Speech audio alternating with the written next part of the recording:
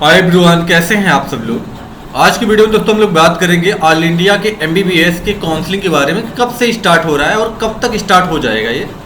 इस वीडियो को total details समझिए। ऑल इंडिया का साइट है EMCC, यही वो साइट है जहाँ से एमबीबीएस के BDS और BSc नर्सिंग का काउंसलिंग ऑल इंडिया का सबसे पहले यहीं से स्टार्ट होने वाला है। मेडिकल काउंसलिंग कमेटी यहाँ से स्टार्ट होगा और ये UG वाला है जो ऑप्शन, यहाँ से रजिस्ट्रेशन होगा स्टार्ट। तो ये कब तक हो जाएगा, ये आप ये मान के चलिए 31 जुलाई या 30 जुलाई तक रजिस्ट्रेशन, या फर्स्ट वीक अगस्त में आपका रजिस्ट्रेशन स्टार्ट होगा। वैसे शेड्यूल 1 से 2 दिनों के अंदर, मुझे जहाँ तक लगता है 2 से 3 दिनों के अंदर मैक्सिमम आपका ऑफिशियल शेड्यूल इस काउंसलिंग का आ जाएगा, क्योंकि काउंसलिंग लेट हो रहा। पिछली बार 21 जुलाई का इस साइट से रजिस्ट्रेशन स्टार्ट हो गया था 21 जुलाई को, तो इस बार भी बहुत जल्द आपका काउंसलिंग स्टार्ट होगा। डॉक्यूमेंट की बात करें, अगर आप डॉक्यूमेंट देखना चाह रहे हैं तो चलिए मैं आपको बता देता हूँ कि डॉक्यूमेंट क्या क्या आपको बनवाना है, तो आपको ये चीज़ें पता चल जाएगा। ये इसका वाउचर है, आपको ये पता भी होगा, और नहीं पता तो हम दिखा भी दे रहे हैं 2025 का। तो इसमें डॉक्यूमेंट में हम लिस्ट में चलेंगे और काउंसलिंग की प्रोसेस आपको पता भी होगा कि ये फर्स्ट राउंड का जो कैसा होगा, आप क्या करेंगे। यहाँ पर प्रोसेस को एक बार समझ लेते हैं। ये साइड वही मैं आपको दिखाया, रजिस्ट्रेशन करना होगा, registration fees payment, security money payment करना होगा, बताएंगे कितना सिक्योरिटी मनी पेमेंट करना है अभी इस वीडियो में। चॉइस फिलिंग होगा, फिर मॉडिफिकेशन आप कर सकते हैं, चॉइस लॉकिंग होगा, फिर रिजल्ट अलॉटमेंट होगा। तो यहाँ पर सारा राउंड फर्स्ट में अगर सीट अलॉट होता तो क्या कर सकते हैं आप। मान लीजिए आपको सीट मिला और आप लेना नहीं चाहते, यहाँ पर देखिए क्या लिखा है, राउंड फर्स्ट सीट अलॉटमेंट। अगर आप कॉलेज लेना चाह रहे हैं तो आप क्या करेंगे, कॉलेज में रिपोर्ट कर देंगे, जो कॉलेज अलॉट हुआ होगा वहाँ पर जाएंगे, एडमिशन हो जाएगा। अगर आप इस सीट को नहीं लेना चाहते तो आपको कुछ भी नहीं करना होगा, ये फ्री एग्जिस्ट हो जाएगा। After round first and fresh registration for round 2।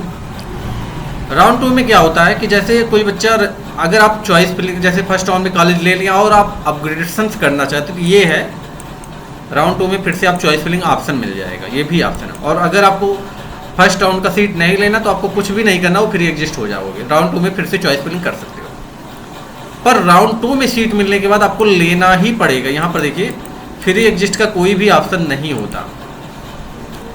Candidate eligible participate round 2 में, पर रिपोर्ट तो करना ही पड़ेगा, जो भी कोई ऑप्शन यहाँ पर नहीं है फ्री एग्जिस्ट वाला। राउंड 2 में देखिए सीट अलॉटमेंट के बाद कहीं पर लिखा है फ्री एग्जिस्ट, नहीं लिखा है। तो राउंड 2 में जब सीट अलॉट हो जाएगा तो फ्री एग्जिस्ट, जैसे यहाँ पर लिखा कैंडिडेट कब फ्री एग्जिस्ट एलिजिबल होंगे, जब रिपोर्ट कर लेंगे, जिनको सीट अलॉट नहीं होगा उनको। तो ये चीज़ें थोड़ा सा अच्छे से पढ़ लेना, नोटिफिकेशन बहुत ज़्यादा इंपॉर्टेंट होगा। चलिए मैं डॉक्यूमेंट के बारे में बात कर लेता हूँ।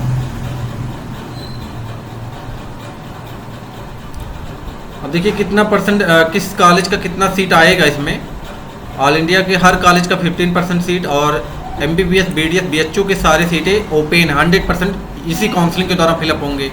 ऑल एम्स कॉलेज के सीट ऑल इंडिया इसी काउंसलिंग के द्वारा फिलअप होंगे। MU सारी सीटें ऑल इंडिया कोटा से, इसके भी जिपमर वाले जो सीट होते थे। रिजर्वेशन आपको दिख ही रहा है कौन कौन सा कितना है, PWD इन सब के लिए। तो ऑल इंडिया का MBBS का काउंसलिंग सबसे पहले होगा और ये जल्द ही होगा स्टार्ट, याद रखना ये चीज़, बहुत जल्द होगा स्टार्ट। चलिए मैं आपको सारा डाटा इसमें दिखाऊंगा कि फीस कितना लगेगा, डॉक्यूमेंट क्या लगेगा, पूरा प्रोसेस इस वीडियो में आपको एक्सप्लेन करूंगा।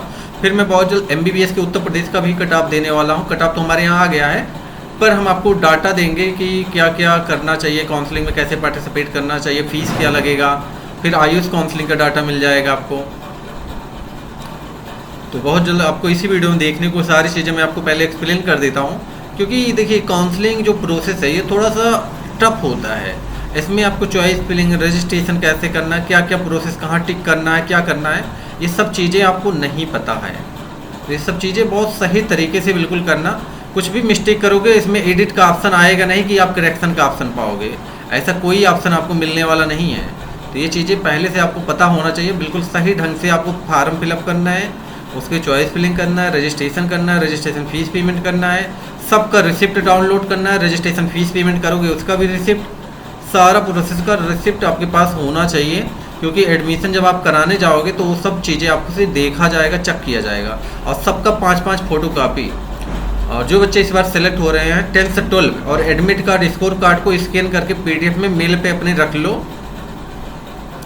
पूरे साल कॉलेज में लगने लगता है, मतलब लगता है सारे डॉक्यूमेंट। तो मैंने आपको इसलिए बता रहा हूँ ताकि आपको बाद में खोजना ना पड़े, क्योंकि एडमिट कार्ड अभी दोबारा से आप डाउनलोड कर सकते हो। री नीट वाला जो पेपर हुआ उसी वाला एडमिट कार्ड डाउनलोड करके रख लो, और ये आपको बार बार ये लगेगा हर साल कॉलेज में एडमिट कार्ड। देखिए अब डॉक्यूमेंट के बारे में बता देता हूँ क्या क्या लगेगा। यहाँ पर 29 पे क्वेश्चन पे देखेंगे ओरिजिनल डॉक्यूमेंट में सारे ओरिजिनल डॉक्यूमेंट होने चाहिए। कॉलेज रिपोर्टिंग टाइम ये सब चीज़ें लगेगा, चाहे MBBS वाले कॉलेज हों, अलॉटेड डेंटल कॉलेज या BSc नर्सिंग, ये चीज़ें आप याद रखिए। फर्स्ट नंबर से स्टार्ट करते हैं। यहाँ पर सबसे पहले आपको पता होगा NTA ने जो अलॉटमेंट लेटर आएगा, जो कॉलेज मिलेगा वो लेटर होना चाहिए। एडमिट कार्ड नीट का जो आपने री नीट वाला दिया वो एडमिट कार्ड, आपका रिजल्ट नीट वाला होना चाहिए, जो रिजल्ट स्कोर कार्ड आया वो डाउनलोड कर लिए। डेट ऑफ बर्थ सर्टिफिकेट, अगर आपके क्लास 10th के मार्कशीट में 10th की मार्कशीट में डेट ऑफ बर्थ नहीं लिखा तो आपको एक बर्थ सर्टिफिकेट भी बनवाना होगा। क्लास 10th 12 का मार्कशीट सर्टिफिकेट होना चाहिए दोनों का। 8 पासपोर्ट साइज फोटोग्राफ, जो ये छोटा वाला पासपोर्ट साइज फोटोग्राफ जो नीट के फार्म में आपने अपलोड किया था वही सेम फ़ोटो होना चाहिए। 8 तो मिनिमम होना चाहिए, 10-15 रहे ज़्यादा सही रहेगा। आइडेंटिटी प्रूफ में Aadhaar card, PAN card, driving licence, passport चल जाएगा। ये चीज़ें आप देख लीजिएगा। जो यूपी वाले बच्चे हैं मैं उन्हीं, मतलब ऑल इंडिया वाले और उत्तर प्रदेश इंडिया के बच्चे उनके लिए बता देता हूँ। देखिए इसमें कुछ लिखा है कि जो candidate should also having the following certificate is applicable. Certificate का मतलब जैसे SC ST स्टूडेंट है तो सेंट्रल का कास्ट सर्टिफिकेट बनवा लीजिएगा। OBC भी NCL वाला कास्ट सर्टिफिकेट होना चाहिए, सेंट्रल लिस्ट में आपको OBC होना चाहिए।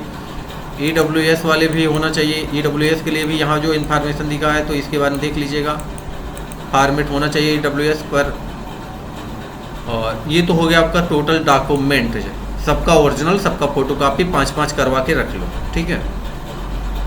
अब मैं आपको फीस डिटेल बताऊंगा कि फीस डिटेल कितना फीस लगेगा ये आपको देखना होगा, क्योंकि आप फीस भी देखना चाहेंगे कि फीस कितना लगेगा काउंसलिंग में, रजिस्ट्रेशन में, किस कैटेगरी का कितना। तो ये इस वीडियो में वो भी आपको दिखा देते हैं और बता देते हैं। ये देखिए